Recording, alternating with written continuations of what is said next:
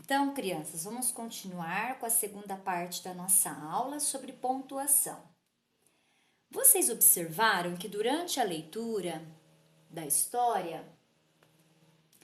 a escrita que estava ali, o texto, não tinham só palavras, mas tinham outros sinais gráficos, tinham pontos. Então, nós vimos lá, deixa eu pegar aqui, ó, na página, aqui, ó, quando o Deus fala para ele, né? Então, nesse trechinho aqui, por exemplo, ó, vocês estão vendo? Aqui nós temos, ó, aqui já tem um ponto, ó, outro aqui. Estão vendo? Ó. Então, o texto, a história, o conto, podemos chamar assim também, ele não é formado só por escrita, ele também tem outros sinais gráficos são os pontos. E para que serve esses pontos? Eles são apenas enfeites? Não, eles não são apenas enfeites, eles fazem parte do texto. Eles complementam, eles ajudam a dar sentido à história. Então, quando nós vamos ler uma história, como a gente sabe que o personagem está falando? Como a gente sabe que o personagem está espantado? Como é que a gente sabe que ele está fazendo uma pergunta? Eu sei disso por essa pontuação, por esses sinais gráficos que estão ali me indicando estas coisas. Então, por isso que eu não posso escolher se quero ou não quero pôr, tá bem? Então, a pontuação, ela faz parte complementar, né? Nem seria tão complementar, mas ela auxilia de uma forma, como eu vou dizer assim, bem importante no sentido do texto, tá bom? Então, eu quero que fique bem claro para vocês que a pontuação ela não é enfeite, por isso a gente não pode esquecer dela quando nós estivermos escrevendo, por exemplo, tá? E na leitura, nós também não podemos esquecer dela. Se lá aparece um ponto de interrogação, então eu preciso, se estiver fazendo uma leitura em voz alta, por exemplo, eu preciso ler com a entonação de pergunta. Eu preciso ler com a entonação de uma exclamação. E se eu estiver fazendo uma leitura silenciosa somente para mim, eu sei que ali alguém está fazendo uma pergunta. Alguém tem uma pergunta ali sendo feita. Como que eu sei? Pelo indicativo do ponto. O ponto está me mostrando isso, tá? Então vejam só. Se eu digo assim para vocês, quem gosta de maçã? O que eu acabei de fazer? Uma pergunta. E como que vocês sabem que eu fiz uma pergunta? Pela entonação da minha voz, certo? Agora, como eu sei que é uma pergunta, mas por escrito? Então, quem vai me mostrar por escrito que está sendo feita uma pergunta é o ponto de interrogação. Então, na fala, na linguagem, na linguagem oral, como eu sei que uma pergunta, uma pessoa está espantada, ela está nervosa, como que eu sei isso na linguagem oral? Pela entonação da voz. Agora, no papel, como que eu vou saber que alguém está nervoso, está espantado, está indignado, está fazendo uma pergunta? Pelos pontos, tá bom? Então, os pontos que nós vamos ver aqui não são enfeites dentro do texto, perdão. Eles são parte importante que ajudam no sentido e no entendimento dele, tá? Bom, então nós vamos anotar isso. essa conclusão nós vamos deixar aqui para baixo, né? Então, lá na frente dos pontos que eu pedi para vocês anotarem, vamos então colocar quais são esses pontos. Esse aqui, vocês, acredito que a maioria já conhece. Como que ele chama? Interrogação. Então, nós vamos escrever lá. Interrogação. Quando que eu uso a interrogação? Quando eu uso a interrogação? Quando eu quero fazer uma pergunta. Olha lá, né? O baobá ficava perguntando para o Deus tantas coisas. E ele perguntava assim, olha lá, que interessante, ó. Vejam só, tenho aqui, ó, um pontinho de interrogação, tá? E ele perguntava, por que não tenho flores o ano inteiro? Olha lá o ponto de interrogação. A outra pergunta que ele fazia, e por que não tenho flores de várias cores? E como que eu leio em forma de pergunta? Porque o ponto está aqui para me indicar que é uma pergunta. Então, dessa forma, eu tenho que fazer a entonação da minha voz como pergunta, certo? Então, ó, tá marcando pergunta. Então, a interrogação, ela é usada quando eu quero fazer uma pergunta. Aí na frente vocês escrevam. Pergunta. Isto. E esse traço aqui? Esse traço, o nome dele é travessão. Não se esqueçam. Travessão. Olha lá. Travessão. Certo? E quando a gente usa o travessão? Então, vamos olhar lá no texto do baobá, na história do baobá. Quando a gente usa o travessão? Olha, lá na mesma parte ainda, nós temos o travessão aqui, ó. Por que não tenho flores o ano inteiro? Então, quem fala isso? É o baobá, não é? Então, ó, este travessão me indica que tem personagem falando. Então, sempre que a gente quer apontar que tem personagem falando, a gente usa o travessão, tá?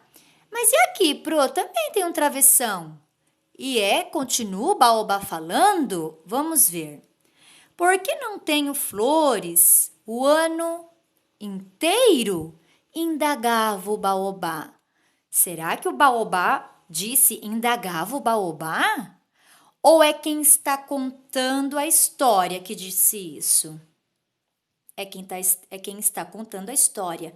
Então, esse travessãozinho aqui, ele não tem a função de marcar quem está falando, mas ele tem a função de separar a fala do personagem do narrador. Então, a outra palavra, narrador.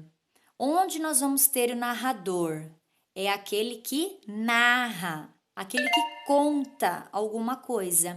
Então, essa história aqui tem alguém contando para nós, que é o narrador. Então, ele vai contando e a hora que chega a vez do personagem falar, tem lá a pontuação que indica que o personagem está falando. Quando acaba essa fala, voltou aqui para o narrador.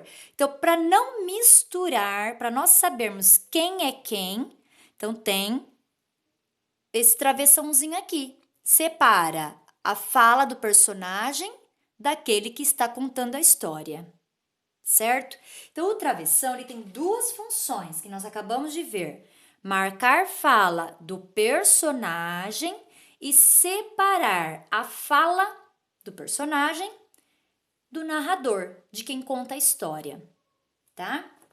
Então, por isso que eu pedi para vocês pularem duas linhas, porque agora aqui nós vamos escrever bastante coisa. Então, ó, travessão. Então, para que serve? Marcar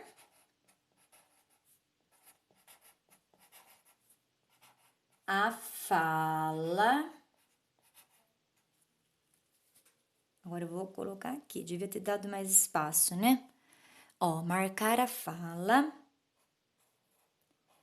da personagem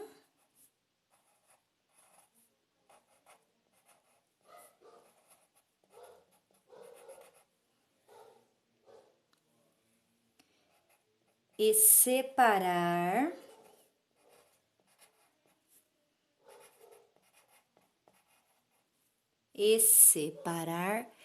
esta fala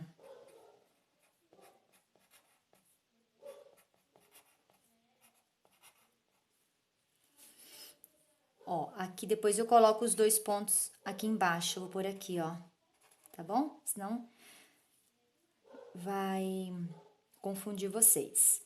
E separar esta fala do narrador.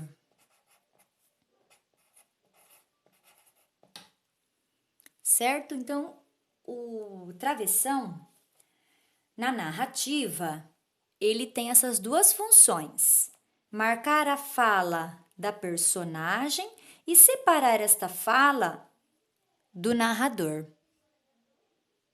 Certo? Agora nós vamos para um outro ponto, a vírgula. Olha, como chama então? Vírgula. Olha lá. Então, para que serve a vírgula? Então, vamos voltar lá no texto. Tem uma parte que o Deus agora fala para o baobá. Não reclame, você é perfeito. Não sei se vocês estão vendo aqui, dá para ver 2 pontinhos? Tem 2 pontinhos aqui, tá? Só que agora não é a hora dele, é a hora da vírgula. Não reclame, você é perfeito. Dá frutos, ó, tem uma vírgula aqui. Dá frutos, deliciosas sementes, tem uma outra vírgula aqui. Flores, tem outra aqui. Sombra e até água. Olha lá. Olha o travessãozinho aqui de novo. Disse o Deus. Estão vendo? Aqui o travessão foi para marcar a fala, já aqui na função de separar. Fala da personagem do narrador. Porque quem fala, né? Pertence a quem? Disse o Deus. Ao narrador, é o narrador que está falando isso, né? Podemos assim dizer. Quem está contando a história. Mas agora o nosso foco é a vírgula. Então, qual é a função da vírgula? A vírgula, ela tem outras funções, mas a gente vai ver uma só agora no momento, uma delas. E é a função de enumerar, enumeração. Essa palavra não lembra número? Então, a gente conta, né? Os números a gente não conta. Então, a vírgula, ela serve para separar as palavras quando eu posso contá-las, tá? Por exemplo, ali o Deus falou, não reclame, você é perfeito. Dá frutos, ó, frutos, deliciosas sementes, flores, sombra. Então, eu estou contando as coisas que o baobá pode fazer. Então, eu consigo contar. Então, o que ele faz, as palavras, né? Que marcam o que ele faz, eu vou separá-las por vírgula, porque eu consigo contar, certo? Então, frutos, deliciosas sementes, sombra, flores, ó, eu consigo contar. Então, eu vou usando para separar essas palavras por vírgula. Então, essa é uma das funções da vírgula, de enumerar. Quando eu consigo enumerar as coisas, contar, eu vou separando-as por vírgula, certo? Então, a vírgula, uma das funções dela, qual é? Enumerar. Ó, enumerar. Então, quando a gente consegue contar as palavras, né, que são, no caso aqui, o que ele consegue, o que ele faz, o baobá, então a gente separa isso por vírgula. Enumerar. Eu vou colocar aqui na frente, contar. para ajudá-los a lembrar dessa função, certo? Por exemplo, você chega na sua casa e fala assim para sua mãe: Mãe, hoje na escola teve na merenda macarrão, suquinho, barrinha e banana. Ó, você contou para sua mãe. Então, esse ato de contar para sua mãe, você já está narrando um fato, que é o que daqui a pouquinho eu vou falar para vocês, que é a narrativa. Então, o que é uma narrativa? É quando você conta alguma coisa, certo? Então, quando você chega em casa e conta o que aconteceu na escola, você está sendo o narrador daquele acontecimento. Você está narrando um fato que aconteceu. Então, aí você está na posição de narrador. Olha que interessante. E aí você narrou o seguinte fato para sua mãe, o seguinte acontecimento. Mãe, hoje na escola, na merenda teve macarrão, suquinho, barrinha e banana. Você não conseguiu enumerar as coisas que teve na escola, na merenda? Então, como você colocaria quando você colocar isso no papel, como você vai separar essas coisas? Por vírgula, porque você conseguiu contar as coisas que tinham lá na escola, macarrão, suquinho, barrinha e banana. Ó, consegui contar. Então, no papel, no caso, você separaria isso por vírgula. Entendido, então, a função da vírgula? O próximo vídeo, nós terminamos de ver os outros pontos, tá bom?